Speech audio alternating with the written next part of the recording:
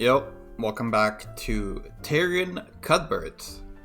Last time we finished case 1, we acquitted Celeste. And now we're starting case 2, which is probably going to have something to do with the twins we saw working as a cook in like a noble school or whatever. With the headmaster who is very mean.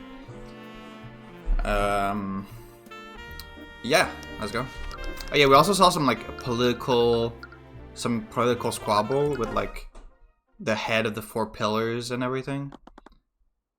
Seems like Lucio Steelwind is up to something. Yeah, so we're in case 2. I'm sorry, Celeste, but there's nowhere left to go. Uh-oh. Wait, I think I have something. Celeste's eyes darted around the chessboard, scanning for a way to escape my attack. I could see her measuring every angle of retreat, but I'd been in this endgame plenty of times before. It was already over. Celeste, just surrender. She didn't respond. Her eyes continued to search for the exact pieces she needed to move. There, what about that? I immediately moved my knight to respond. Checkmate. Damn it! Can I get a do-over? Professionals don't get do-overs. If you were 1 move from checkmate, surely you would know, right? If you're able to get to endgame against this like chess grandmaster, sorry, my voice. If you're able to get to endgame against this chess grandmaster, surely you're good enough to be able to tell that you're putting yourself in checkmate after a move. Like people who are really good at chess, they can tell they've lost like 20 moves before they've actually lost. Like it's just obvious. You wouldn't like be surprised by a checkmate unless you're really bad at the game. Professionals don't get do-overs. But you two keep it down in your library. My mentor's eyes were fixed on the chessboard between Celeste and me. Soon they went straight to me. We were just taking a break. A pretty short break from the looks of it. Oh, so it's going to be like that? I suppose it's going to be like that. Damn, a little sassy. The Imperial Library was supposedly one of the largest in Warvengard. I'd never seen so many books. I honestly felt quite at home here.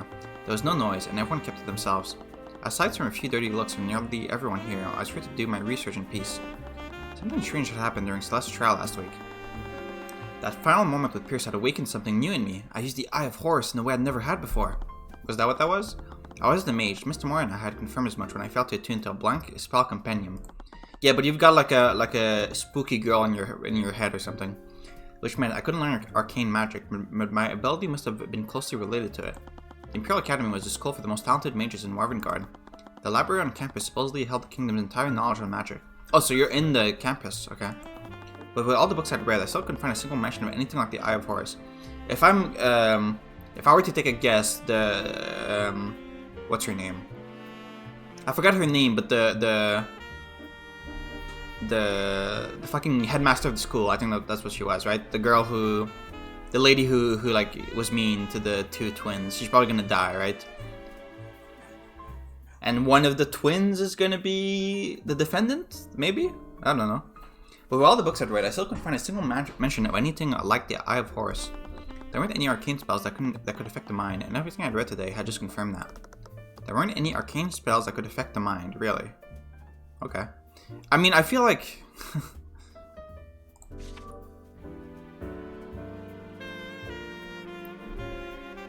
So... Sorry, what is the Eye of Horus? You still haven't explained that, right? I'm not just forgetting.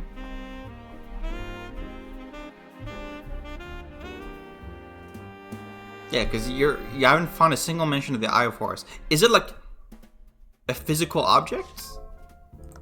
Oh, sorry, I skipped that. I don't know. With all its resources, the kingdom has to have seen something like this. Are they hiding that information, even from the nobility? Are you sure you can't tell me what you're looking for? I've seen a lot when I was traveling outside Warvengard. Maybe I can help. Celeste had a point. Why are you here? Why are you with us? Celeste had a point, but Mr. Moore didn't completely get along with her. I'm sure she'd have objections, and even if she didn't, my mentor had always been worried about letting people know about my Eye of Horus. Oh yeah, I'm surprised you told her. It was a magical ability that didn't follow the rules of arcane magic. Okay, so it's a magical ability. It isn't like an object. The biggest advantage of the Eye of Horus was that no one ever knew about it. Sorry, I can't. Fine. Aren't you supposed to be researching new spells? Oh, I'm almost finished. Already? You should really challenge yourself more, McCoy. Whatever, Ruby. Now why don't you tell me what you're looking for? Oh, what the fuck? You look peculiar. Wait, you look like the girl that was in my brain. Right? Yeah, you even have the bandaged hands, and you have like the long black hair. They must be researching non-arcane magic. Oh my god! We nearly jumped out of our chairs as that girl appeared next to us. I even saw Celeste's hand that twitched towards her sword. The girl must have been a student at the academy, but she didn't dress like the aristocrats here. Her expression was kind, but also blank in a way. It was impossible to read. Is it? She looks pretty... She looks... I don't know, she looks fine, like she's smiling a bit. There was something ethereal to her demeanor. Sorry. It felt like I was speaking with a ghost. How long had she been standing there? I hadn't noticed her at all. She looked oddly familiar too.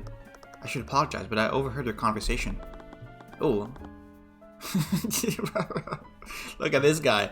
As she approached the table, another student followed behind her. His eyes darted to each person at the table, like a rodent appraising every tread in the room. In contrast to the girl, he was as tightly wound as a violin. It looked like even the slightest sign of danger would send him scurrying away. Eris, you really shouldn't. I'm so sorry. They would have us executed. It's fine, Amalis. Who are you two? That was incredibly rude of me. Most everyone calls me Eris Ilmather. Okay, you're 16? Okay. Ooh, that was spooky. Did you see that? A mysterious and almost ethereal girl. It's hard to read what she's really thinking. I'm guilty to admit it, but I always feel a sense of dread whenever I'm around her. She seems nice, but however, I just need to do a better job of checking my preconceptions. Are you actually the girl that was in my head? That we saw in our dream when we went to sleep? Arcane Art Illusion. This is Wallace Nightgrave. We're both students here. Hi. Why do you think we'd execute you? A student at the Wyvern Garden Imperial Academy. He's extremely anxious and looks ready to flee at any moment's notice. He's very secretive about the type of magic he studies. Can you do that? I thought you having a spell companion was like something you had to do legally. That was a private conversation, by the way. Researching unconventional forms of magic is actually a hobby of mine. I might be able to help you with your research, Mr. Cuthbert. We can't tell you about the Eye of Horus. What makes you so sure that is what we were researching? Your protege has a bad habit of muttering to himself when he thinks. I assume that his research has something to do with... I saw the word divine there in the text box. Should I go back in the recording and check? That may be cheating. You're a little suspicious, I think. I definitely saw the word divine. It has something to do with magic that was unlike the arcane. Okay, so do we have divine magic? Is that what we have? I felt a piercing side glance from Mr. Mora. I just pretended not to notice. But anyways, I really appreciate your help. Do you mind if I ask you a few questions? Of course, I'd be happy to help. Oh, again! Fine, I suppose it wouldn't hurt. Just be more careful, Tyrion. Right. Oh. The library was full of books. I've been reading through them all morning. There was a table for students to sit at. I've been here with Celeste all morning. That's it? Okay. Seriously, you're showing me the badge now? Badge? It's an attorney's runestone. We're really treading the line, aren't we? Yeah, you really are. You really are. Are you going to make a habit of showing this thing to everyone you meet? I sure am. I just think it's neat. Really treading the line. Eris and Wallace. Are you two students at the Imperial Academy? I'm currently taking classes here for the Illusion program. Illusions? That's the kind of magic that lets you turn invisible, right?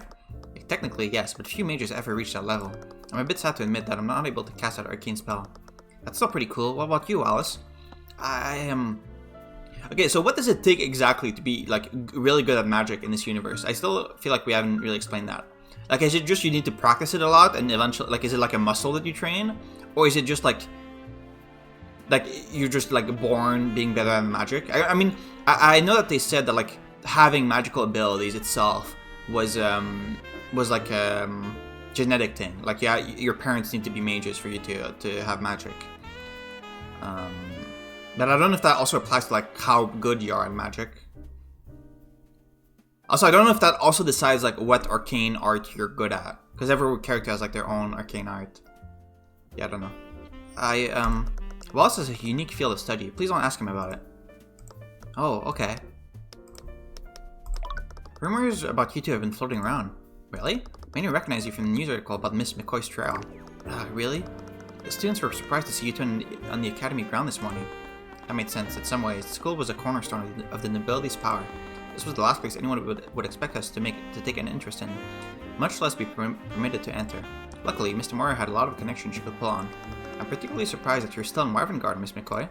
I figured the Crimson Demon would be off on another violent escapade. Oh god, the papers found out about that? Crimson Demon? Don't ask. Is that your mercenary name? Anyways, I'm working as Tyrion's personal mercenary now. Are you? Mercenary? I prefer the term bodyguard. I successfully indicted Pierce in her trial, but that invited a lot of unwanted attention. Yeah, sure. It wasn't long before I found armed thugs suspiciously looming around my house. After what happened in Flintheart, Celeste wanted to stay closer to her mother. Still, when even kept the teleportation circle from the investigation active for her. Mr. Morrow saw an opportunity to hire her as my bodyguard. I did get along really well with her after all. It was nice to have someone to talk to while I was getting acquainted with being an attorney. It was nice to have someone who could toss an armed tug with one arm. Did she do that? Unconventional magic. Now I wonder why you're researching such a thing. I want to know that too. Ooh, she's not happy. I'm sorry, but I can't really say. There are many spells in this world, and new ones are always being developed. What makes you so certain that this magic isn't arcane? The magic I'm looking into doesn't follow the conventions of arcane magic. Okay, don't say too much. Careful. Oh, how so? Well, I needed to tread carefully. Mr. Morse glared agreed. It was cast by someone who's not a mage. Oh, really? That implies that it was cast by a person. It wasn't something like artificery. Okay, is the end of the game gonna be that we find some way that like everyone can use magic, not just like people who are born with it, and that way like the whole system of the nobility crumbles because now everyone can use magic? Is that gonna be how the game ends? I flashed an apologetic look to my mentor. That does remind me of a story. A story? Miss Cuthbert, are you familiar with the legends about how Warengard was created? You mean the story about the ancient dragons? Dragons? Those exist? I knew you'd find it interesting. Are you talking about those stories told by the Church of Bahamut? Technically, there's only ever mention of one ancient dragon, Ratalion, the Scaled Lord. Okay, so the Scaled Lord is a dragon. Supposedly, the first mages were created centuries ago by him. What? I never knew that. Oh, is that I still don't know if that's a statue or if that's like a real dragon. In the year 10 BSB, Wavengard was a small kingdom caught between two warring nations, Ixia to the east and Lumina to the west. With no way to protect themselves, this kingdom was on the brink of destruction. Its people prayed to Bahamut, the god of dragons, for salvation, and almost as if to answer their prayers, Ratalion, the last of the ancient dragons, appeared before them. He took pity on their plight and granted them the gift of magic. It was a weapon our greatest warriors wielded without equal. With arcane magic in hand, these warriors laid devastation upon our enemies. They didn't just stop the war, they joined the battle and single-handedly won it, taking large swaths of territory for themselves. With their nation protected and their power made known, these warriors went on to form the noble houses of today. Okay, but other countries also have mages, right? It's not just Wavengard, right? Or is it? I feel like the way they talked about it seems like other countries also like had mages, but I don't know.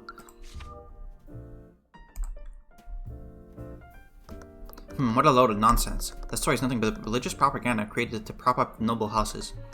Regardless, the significance of this legend is in the Scaled Lord himself. Ratalion? He bestowed the power to become a mage on several individuals, and to this day, that power can only be passed through bloodlines. Can you think of an arcane spell that could reproduce something like that? No, I suppose not. Ratalion had powers that weren't bound by the conventions of the arcane arts. In other words, he could use magic that was distinct from the magic of the day. Please, you honestly expect us to believe a story like that? It's completely unrealistic. Are you Ratalion? Are you like the human form of the dragon? As unrealistic as a non-mage using magic? She had a point. It was the closest thing I had to a lead right now. Ah, of course, it's Shulad making all this noise. Oh, you're the lady we saw. One of the instructors of the academy approached us disdainfully. She looked like a woman of the aristocracy. Every bit of her demeanor carried that, from the stiffness of her posture to the condescending grimace on her face. I really hope you're not going to be the killer, because that would be kind of boring. She glared at each of us like we were the most disgusting things she'd ever seen in her life. They're students, right? Professor Bellwether. Wait, are you the same lady? I actually don't know now. I don't remember that well. You may be a different lady. A professor who teaches magic at Wavengard Imperial Academy. She's quite abrasive to just about everyone. She seems to have a particular disdain for commoners. That is Professor Bellwether to you. But he just called you, and you letting you rabble into her walls would lead to nothing but trouble. You even started associating with her malcontents. Malcontents? Wallace. Yes? How am I supposed to understand you when you're stuttering? Yes, Professor Bellwether. Straighten out your uniform and fix that awful hair. I agree with that. Your hair needs to... you need to do something about that. I know it's unreasonable to expect anything more from you, but try not to look like such a street urchin. Wallace shrank away from the professor. He reacted like a scared and beaten animal. I could see Celeste's fist start to clench. It looks like she was about to toss the professor across the room. It's okay, she's probably gonna die in about 10 minutes. I flashed her a look, and any trouble we cause would just make things worse for Eris and Wallace. As to the rest of you, your rowdy behavior is disrupting the other students. Leave, now. Oh please, the headmaster gave us express permission to be here. That may be, but the school board has placed the Imperial Library under my jurisdiction. I can remove anyone who disrupts the studies of her prize students. Why would you have authority over the library? My apologies, Professor. I will try to keep our volume lower. I don't believe I was talking to you, boy. Know your place. Oh, Tyrion, please tell me you felt threatened so I can defend you. I wanted to avoid a confrontation, but a part of me really wanted to see that. If you refuse to leave, I'll have no choice but to remove you myself. I'll have you know that I'm the most accomplished mage at this academy. What can you do with illusions? You can't, you can't hurt someone with illusions, alright? Trust me, you'll find spellcasting difficult while something's hitting you in the face. Come at me, bitch. Oh my god, can you say that? I'll wear you like a sweater. I definitely got hits and Flintheart in our thoughts every so often. I don't have to stand for this. That girl's like a rabid dog. It'd be best to keep my distance. I was just on my way to speak with the headmaster. He will be hearing of this. Oh, you're going to tell on us? I'm so scared. Celeste, you're a little scary. Ah, thank you. Anyway, Wallace, you're finished this week's assignment, haven't you? Do you mind entertaining Celeste while I aid Mr. Cuthbert? I don't know. Now that you mention it, I could really use some help learning a new spell formula. You know your way around here, right, Wallace? Okay. I'll be discreet, Mr. Mora. Please do. I'll still have some business to take care of here. I'll leave you to it. She was about to leave, but she stared at Eris warily. Is something wrong, Ruby? No, not at all. Do you know each other? Okay, this girl is definitely going to come back in, like, case 5 or something. I spent the next few hours searching through the library's books with Eris. I hadn't thought to look into the ancient dragons. The library had religious texts about them in abundance. There was one problem, though. These texts read more like myths than real historical documents. It can't be helped. The Church of Bahamut has far too much influence in Wyverngard. To them, history is a narrative to be embellished rather than something to be preserved. The bones of dragons are displayed in Wyverngard's museums. Without those, most would have no evidence that they even existed. Except for Italian, possibly. According to these legends, dragons can die of old age. Presumably, he'd still be alive. Maybe he's even in this room right now. Or she's in this room right now. I wouldn't be surprised. Despite everything, the kingdom includes him in our constitution. Do you know it's a him? Wait, really? As a savior of our kingdom, he and his kin were given an honorary position in our kingdom. The Scale Lord made Wyverngard what it is today. He was given the authority that befits such a legacy. How have I never heard of this before? I've memorized all of Wyverngard's laws. Of course you have.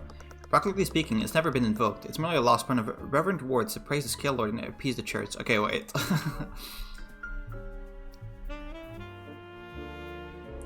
Are we gonna...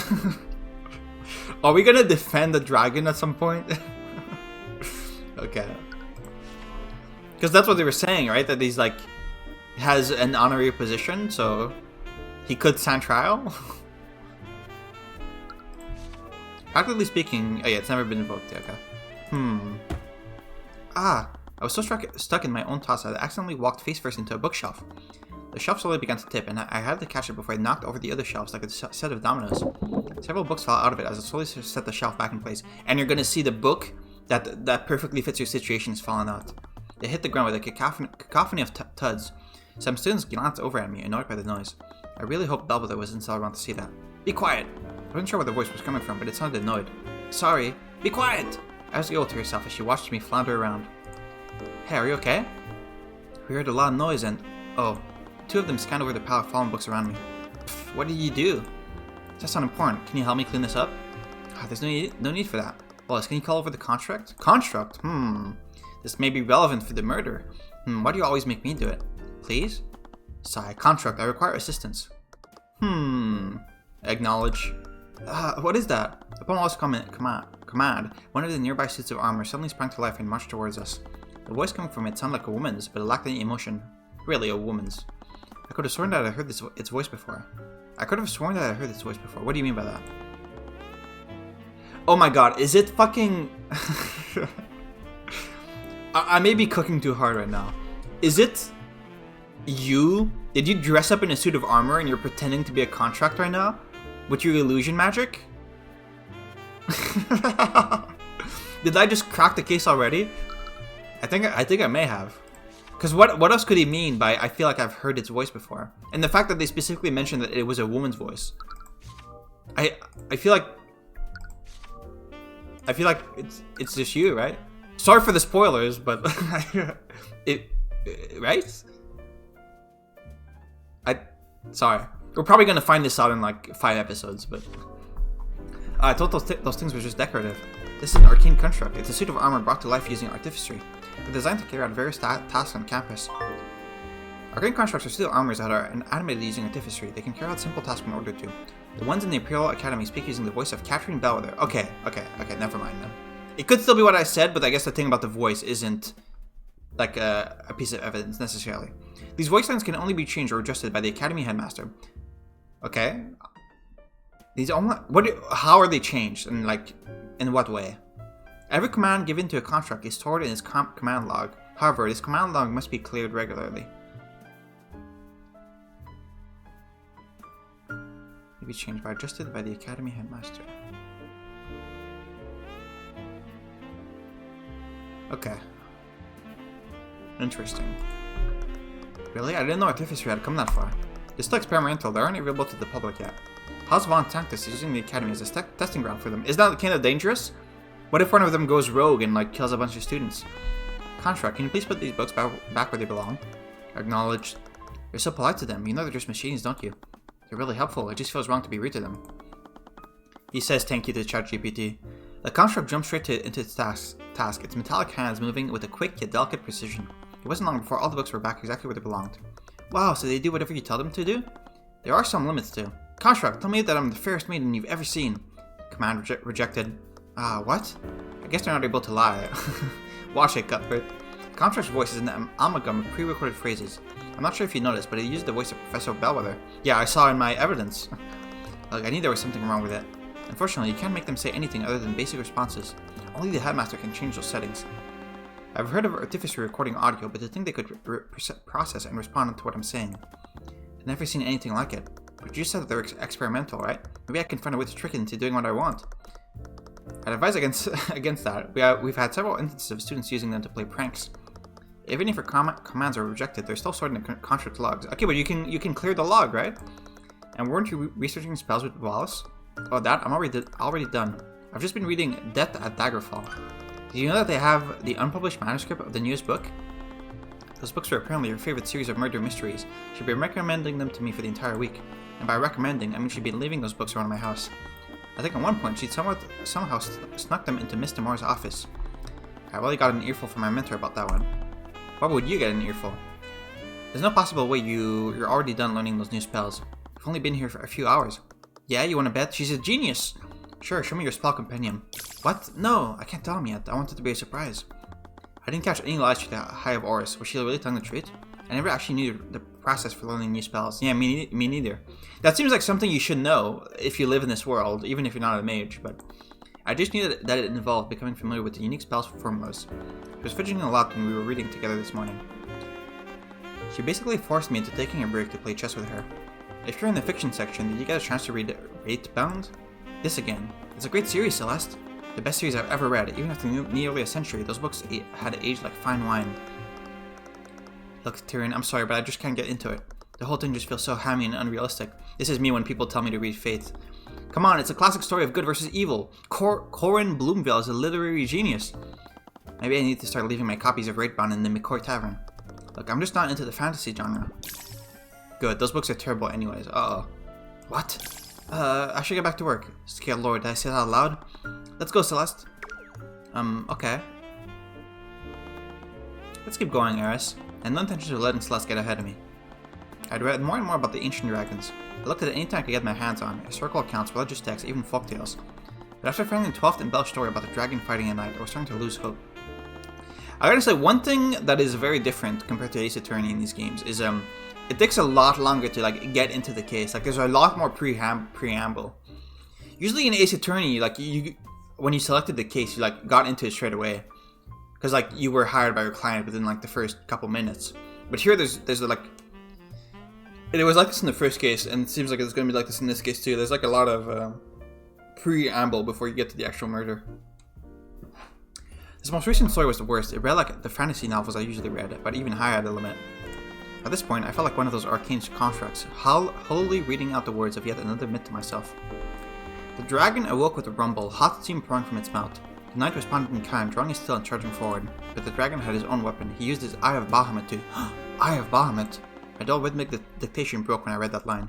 I straightened out of my chair and inspected each subsequent line carefully. He used his Eye of Bahamut to call upon the power of radiance to pierce through the knight's soul. I guess that calls into question, why do you even call it the Eye of Horus?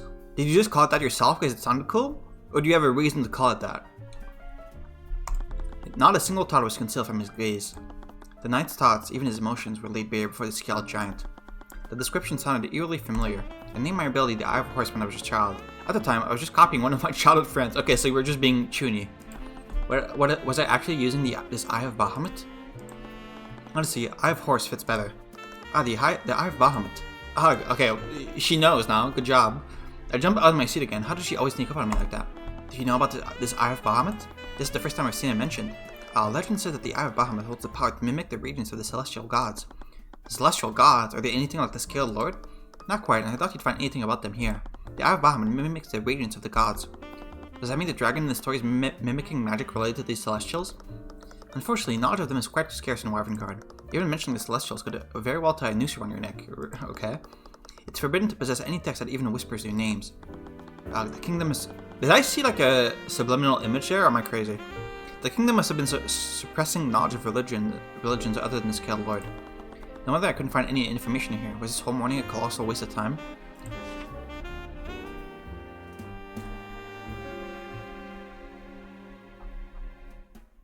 The celestial gods.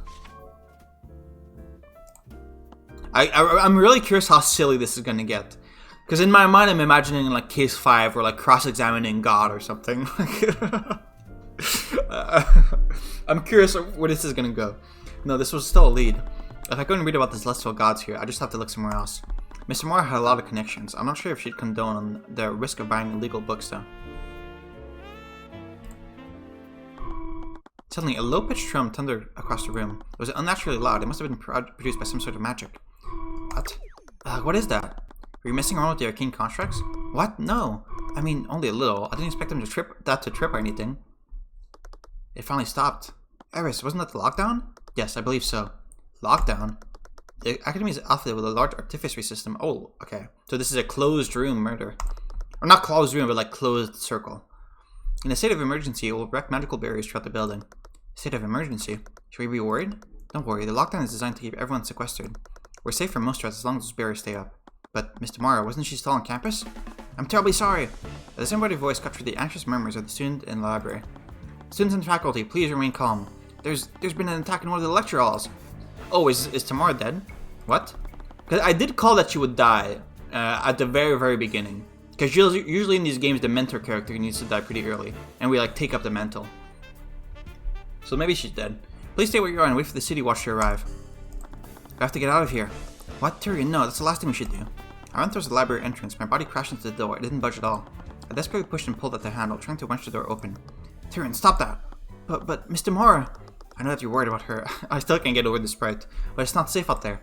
Look, the best thing we can do right now is stay here and wait until the lockdown is over. I knew she was right, but I couldn't just stand here and do nothing. I began kicking the door handle, but my foot was repelled by a low hum of magical energy. It didn't move at all.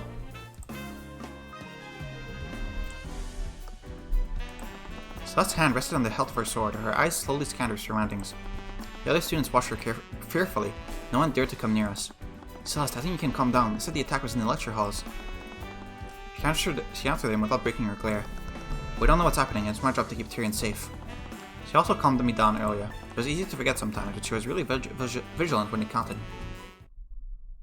What? Students and faculty, thank you for your patience. The knights have secured the building. The lockdown has been lifted. However, please remain in the building until... I was barely finished with this announcement before I was out of the door. Tyrion! Hey, don't go off on your own! Uh-oh. I desperately ran through the academy always. No! Mr. Mora? Mr. Mora, where are you? I was running blindly. My breath was haggard. My heart was racing. Dread was creeping inside me with each passing moment. I didn't even know where I was going. Cuthbert? Oh, never mind. Or we don't know if this is you. Because we met a lot of people with illusion magic. So this could be someone else pretending to be you right now. Ask her a question that only she would know. Cuthbert, what's wrong? Why are you shouting? Mr. Mora, are you okay? You're breathing. Relief washed away my anxiety. I just embraced my mentor tightly. She'd always demanded I keep a professional distance from her, but despite myself, I was just relieved she was safe. Tyrion, there you are. And you're crying? Cuthbert, you're hurting me. Sorry. I let go of her and tried to stifle my tears. You heard the announcement. Are you okay, Ruby? I am, but... Mr. Mora glanced at Wallace. She slowly put herself between us. Oh, is he going to be the defendant? For now, I think we should head to the foyer. We are at the foyer. The academy was swarmed with a legion of familiar knights. The Inquisition, don't tell me. You mentioned that there was an attack on campus. They must have used magic. Hey, you there! As we came into the foyer, the commander marched towards us, but his attention was focused on Celeste this time. Huh? Wallace Nightglare, by the authority of the Wyvern Guard Crown, I'm placing you under arrest. Okay, but he was with us the whole time. Like, how could he have done this? Before Wallace could react, I guess he was with Celeste, but before Wallace could react, Orm grabbed him by the wrist and began dragging him away. Hey, what are you doing? You tree, the hell are you doing here? He said he was under arrest. On what charges? The charges of first-degree murder. This damn mage killed Catherine Bellwether. No! What? Celeste grabbed the commander's arm and wrenched him off of Wallace. Orm showed no resistance, clearly remembering what happened during her arrest last week. Like hell, you're arresting him. He was with us in the library the entire morning. Yeah, that is true. There's no way he could have murdered her. Step aside, Celeste. But no, Mr. Moore is right. If Wallace is a suspect, we can't legally stop the Inquisition from arresting him. It'd be best for you to go with him, Wallace. I'm sure we can get all this sorted out. I can only watch as the Inquisition drag them away. Who is that statue of? It looks like a fucking, like, anime protagonist. No apologies, I'm going to accompany him. I can't believe this. They arrested him, even though he was in a different room. His school is filled with plenty of mages. There has to be a longer list of suspects. What do we do now? Let's head to the lecture halls. That's where the murder must have taken place. Cuthbert. Yes? He hasn't accepted you as his attorney. You don't even know if he'll be working this case. We will, don't worry. But I know that he's innocent. She looked like she was about to reprimand me, but she just let out a defeated sigh. Just remember that being an attorney is your job. Our law firm isn't a charity. If you overextend yourself, I'm not going to pay your rent for you. You're right. I have another appointment in the city. Can you take it from here? Yes, of course. You're being a bit sus, I think. A bit suspicious. Anyway, let's go, Celeste.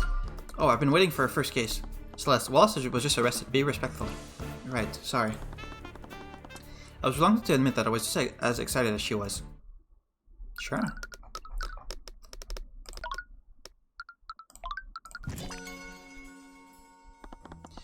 We haven't seen the twins yet, yeah? A few hours had passed since Wallace was arrested. Celeste and I were with him during the lockdown, so the Inquisition took our statements. But the more they questioned me, the more I could tell that they were looking for gaps in my testimony. We would need to do more if we wanted to establish an alibi for Wallace. So I definitely know how to waste a lot of time. We know who we are now. We'll have to expect more interference from them in the future.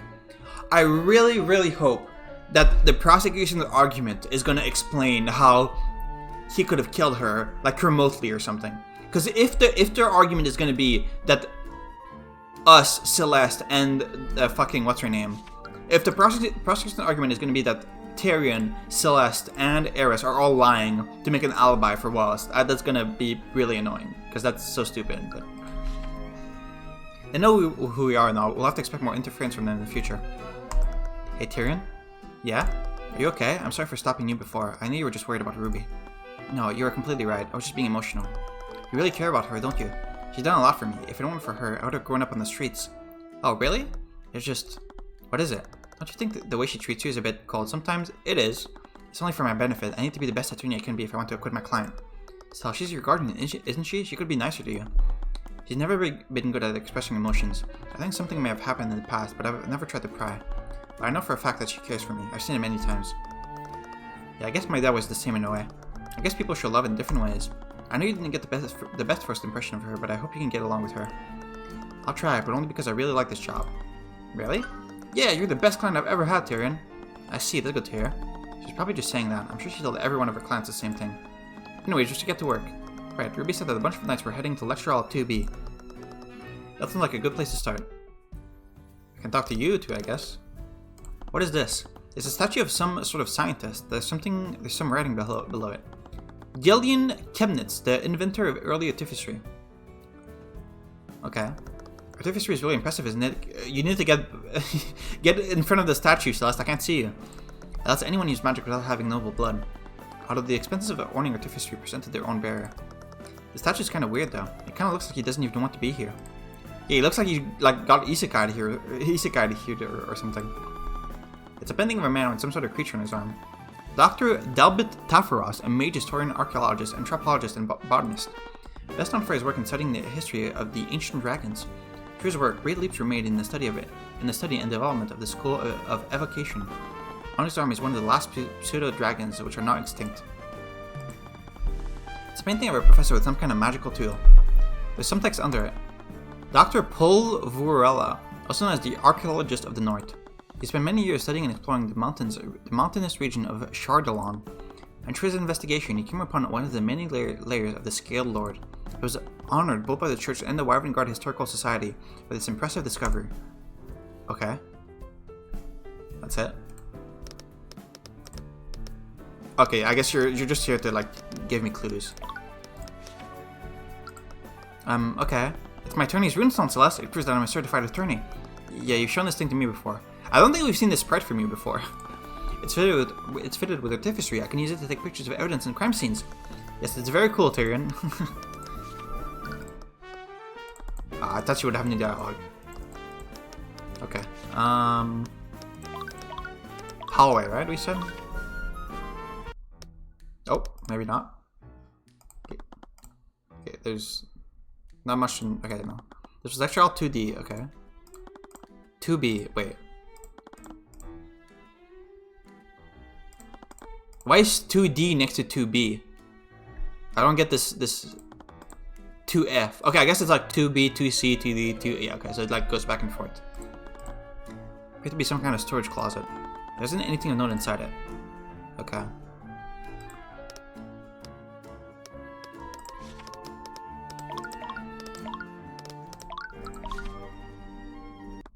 Hey, stop right there. As we entered the classroom, one of the Inquisition Knights stepped between us and the door. He tried to make himself look bigger, but I could see him falter when he recognized Celeste. I'm a defense attorney. We have a right to investigate the crime scene. Yeah, from what I've heard, the kid doesn't have an attorney yet. Right, I still need to talk to Wallace about that.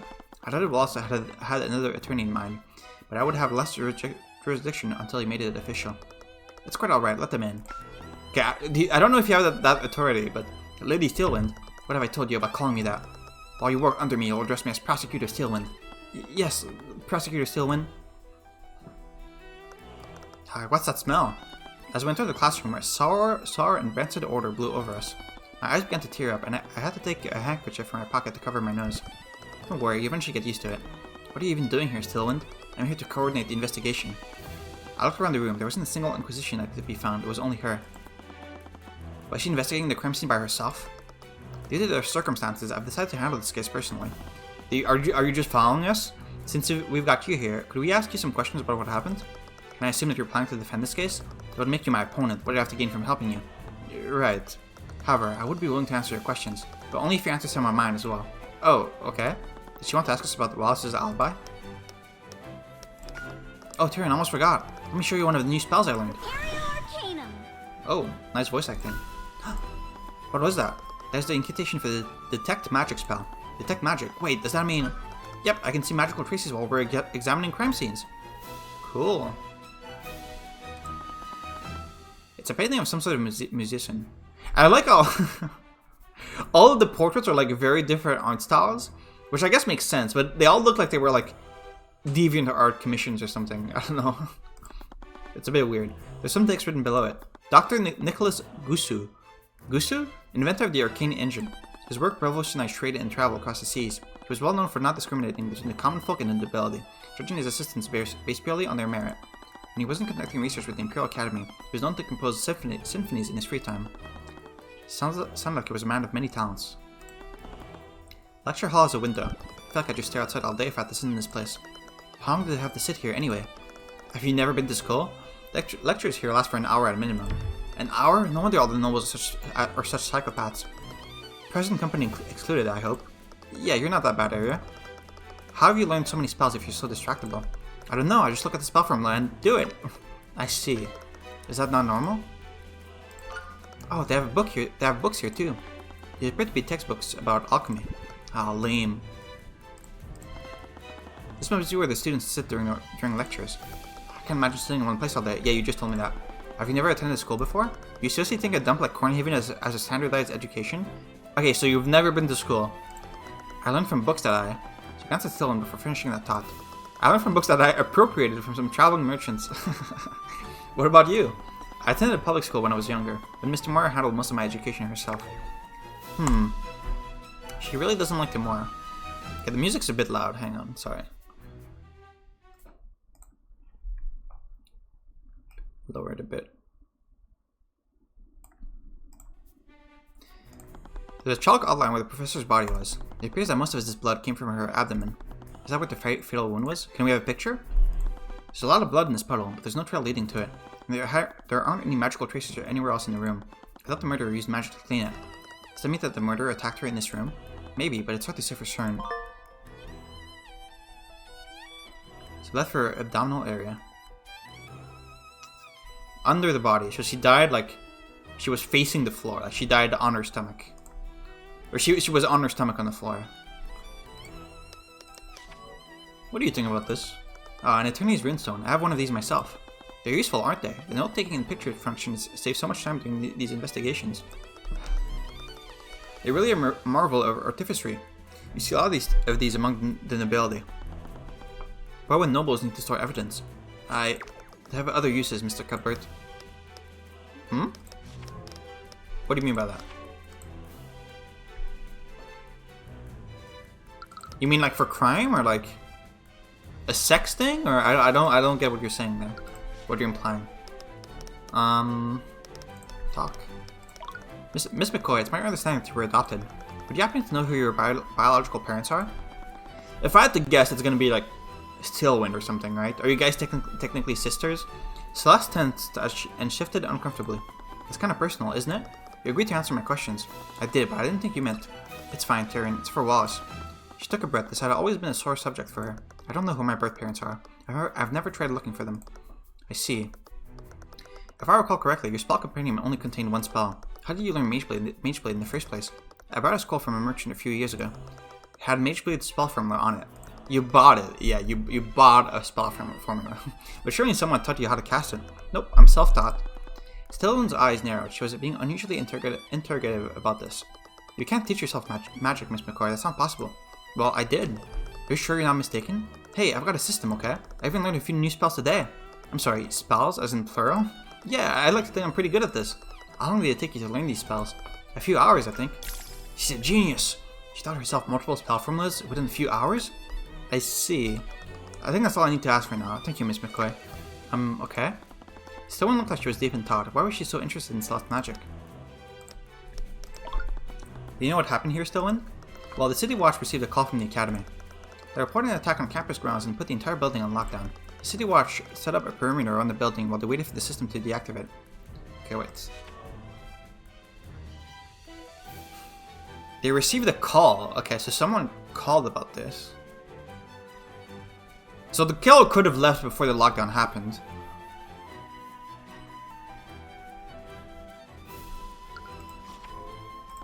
They had to wait? Why didn't the Academy just deactivate the system manually? I'm not sure about the specifics, but supposedly the lockdown can't be shut down once it's triggered. It's a safety mechanism. Okay, this is going to be very important. You have to ask one of the Academy's admins if you want to know more. From what I've heard, you two were also present during the lockdown. Did either of you say anything suspicious? No, but we actually met the professor that morning. Okay, I'm very, very curious about Tyrion dropping the bookshelf. Like, tipping the bookshelf over. Because that was such an innocuous detail that I feel like that has to be relevant later. Like, that seems like a very odd detail to just include, like, as a random one-off thing. I feel like if they included that, there had to be a reason. So I feel like that may be relevant somehow for the murder. Was it really just to introduce the fucking, what are they called? The constructs? Maybe it was just to introduce the constructs. Maybe. But there could be more to it than that. No, but we actually met the professor that morning. She was obviously still alive then. I see, that does match with the accounts from our other witnesses. She must have gone to her meeting with the headmaster afterward. She had a meeting with the headmaster? How long did this go on for? From 12 PM to 1 PM, about an hour before her death. If the headmaster met with Bellwether, he might have known where she went after the meeting. Do you happen to have a map of the academy? I do, I'll transfer it to your runestone. Thank you. Okay. Okay, yeah, so it's like I said, it goes like A, B, C, D, E, F, G, H, yeah. Where are we right now? What lecture hall are we in? What is it? Okay, the text is like blurred out because the image is in front. There's only one direct path from the headmaster's office to this lecture hall. Why would she even enter the lecture hall in the first place? Did she die here or was she murdered somewhere else? Do I have it in my evidence somewhere? Like, what? Where are we? Maybe it said it earlier and I forgot.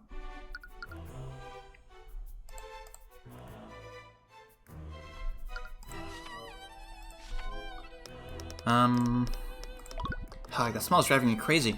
What is that? There was a bit of an accident during an alchemy lecture a few days ago. The instructor misread the directions for an experiment.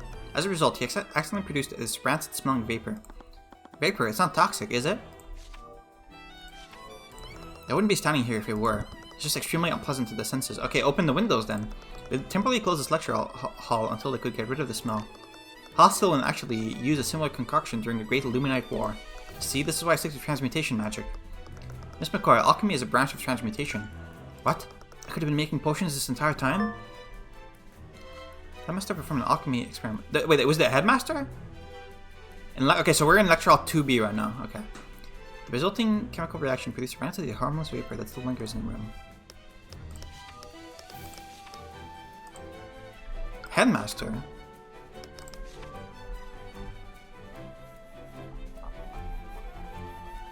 You said instructor here. Here she says it was the instructor, but in the evidence it says it's the headmaster. Was the instructor the headmaster? That seems like not obvious, but okay. How was the body discovered? Two members of the kitchen staff spotted her body inside this classroom. Okay, so these were the twins. They reported the situation to the campus admin while they attempted to save her life. But it was too late. The professor had already passed away long before any healers arrived. Okay, so the twins probably aren't the killers. But they probably did something, right? Like, they probably messed with the crime scene in some way. For some reason, but they're probably not the killer. Those two staff members, who were they? Valentina and Valerie Yanis, they're sisters. How are they holding up? I imagine they'd be rattled after discovering the body of their coworker. They're happy, they're throwing a party right now. From what Holmes said, they were extremely tense during the questioning, but I suppose that's to be expected. He told me that they couldn't sit still. He found it difficult to take their statements because of that. They couldn't sit still? Well, he's always making excuses for his incompetence. They were being hyperactive during questioning. Hyperactive. Why would they be hyperactive? Maybe related to a spell we don't know about? Why is Wallace a suspect? We already told the Inquisition this, but Wallace was with us the entire time. He has a perfect alibi. Strong maybe, but his alibi is far from perfect. Miss McCoy herself told us that. There was a small time period when she wasn't with him. What? Right. It was after we came to check out on you when you knocked over that shelf. We got separated and I kind of got lost in the fiction section. She found an early release copy of Death at Daggerfall. She binge read it for over an hour. Was it really that much time that passed after we knocked over the bookshelf? Don't just read me out to him. He's my boss. Nonsense. They're well-written books. No one would fault you for that. I mean, I might fault her for that. Wait, you read them too? Yes, but what do you think about the ending of The Uncrowned? Celeste? I found the cliffhanger to be needlessly unsatisfying. They're stringing the reader along to sell more copies of the sequel. Amen. Oh, come on, anticipation just makes each new book that much more fulfilling. Celeste? I eat brunch with the author occasionally. The fame has clearly gotten to her head. She's clearly just dragging her feet to raise profits. You eat brunch with Altarisk, a Duskweaver? I cleared my throat. Everyone, we're all supposed to be working right now. You're such a killjoy sometimes. No, he's right. I don't know what got into me. Well, after this case is over, I'm tagging along for brunch with you. What? Hey, you tried to convict me for murdering my dad. Yeah, you did do that. You owe me, Stillman. I suppose you have a point. Okay, that's it.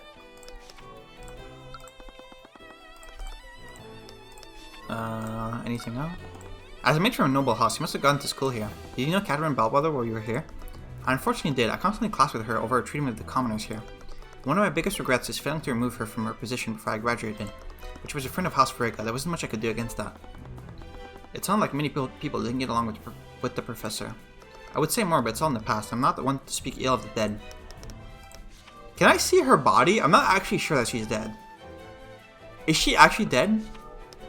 Because she knows it. The fact that she knows illusion magic is like throwing me off. Like, Could she just be like pretending to be anyone right now?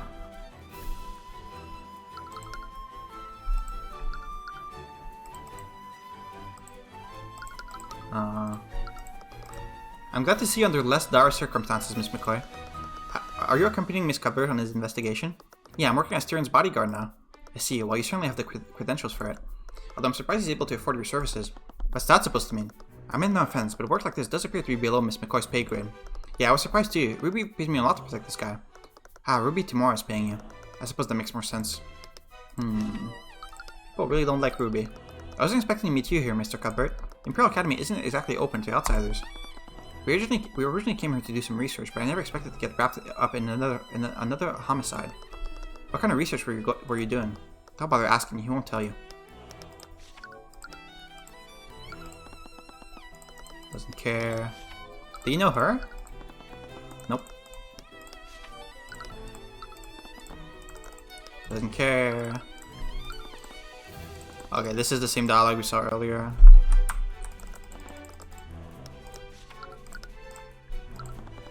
I was surprised to see you conducting the investigation, Stillman. Why did you leave things to Commander White? Please, I can barely trust that oath to make me coffee. After last time, I feel much more confident in overseeing the investigation myself. The Inquisition didn't seem to be helping her at all. They were just standing guard while she did all the work. Okay. Let me stop here for now. Because we're probably, like, there's no way I'm finishing the investigation in this episode anyway, so I'll just stop here for now, and we can finish it next time and maybe start the trial. Definitely seems like this case is going to be a little more complicated than the last one. There's already a lot of moving parts with, like, the map is a lot bigger. There's, like, a lot of things to consider here, like what rooms lead to where. The fact that there's twins that can, like, presumably the twins can, like, pretend to be the other one if need be. The whole thing with the arcane constructs, this could be used in, like, a whole bunch of different ways. I'm not sure what this is for, but definitely going to be relevant. If I had to guess who the killer is right now... I don't know. It's not you, because you're too important. You're going to show up in future cases. You're the defendant. It's not any of us, obviously. Unless they pull something fucking crazy and, like, Ruby's the killer. She could be, I guess, because she didn't have any alibi. But I don't think so. Even though it's probably wrong, I'm still kind of hung up on the fact that she could still be alive. We haven't seen her body, and she knows illusion magic. Like, she could be pretending to be anyone right now.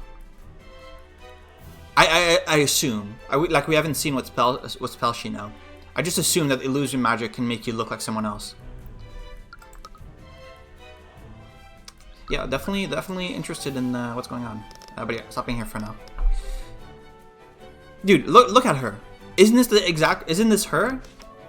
Like, this is her, right? she even has the bandaged hands. We don't see her anywhere else, do we? No, only here. Yeah, that's definitely her. Is that the Hive Bahamut? Okay, anyway, yeah, I'm stopping here. See you next time.